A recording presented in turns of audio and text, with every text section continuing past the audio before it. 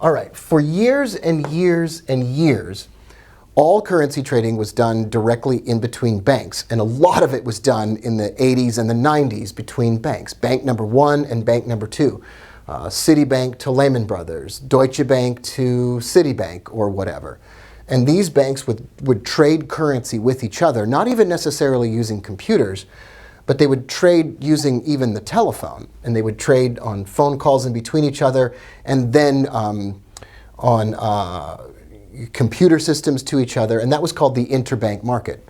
Banks traded in between themselves and would settle up their transactions at the end of the day. And an ordinary investor like you and I, we had no access to this whatsoever. It wasn't available to us, and only super high net worth individuals would ever trade inside of this system, or companies would trade inside of this system.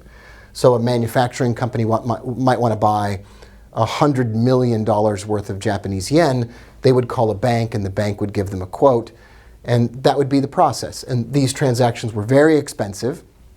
There were really wide spreads and transaction costs, and it was terribly inefficient, even after the computer systems came online and they were trading via computer.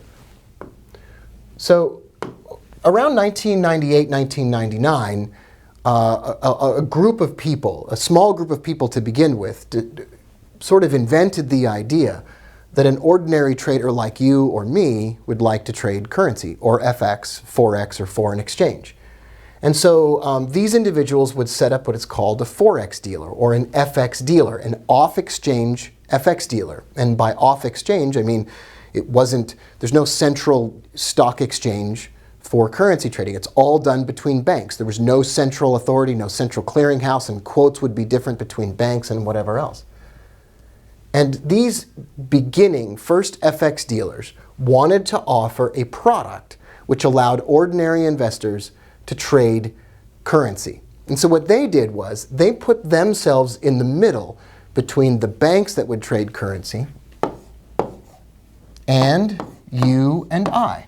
So what happened was, I'll step off to the side here. So what happened is you would make a trade to an FX dealer through a computer, and then the FX dealer would make a trade with the bank to clear those trades. And so in 1999, 1998, the year 2000, the retail Forex market was born. And now this is a giant market. Billions and billions of dollars in transactions are done every day. So now across the world, there is a three-layered system. And this three-layered system looks like this. FX dealers in the middle.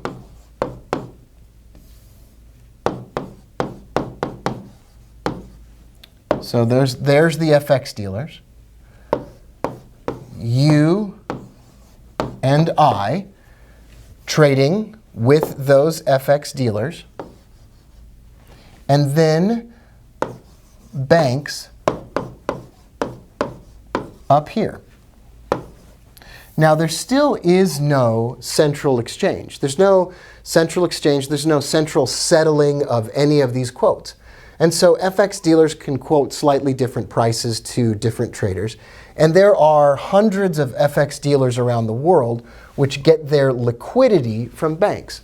So banks will quote prices to FX dealers, and then FX dealers will quote prices to you and I on our computers.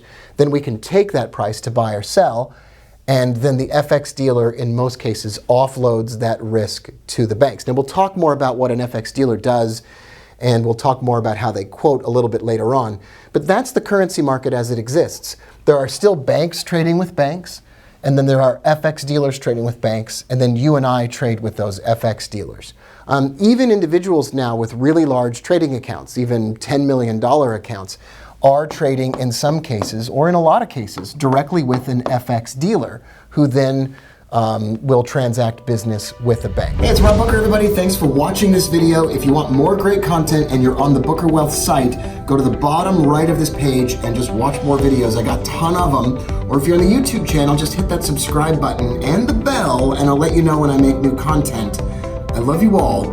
Have the best day ever.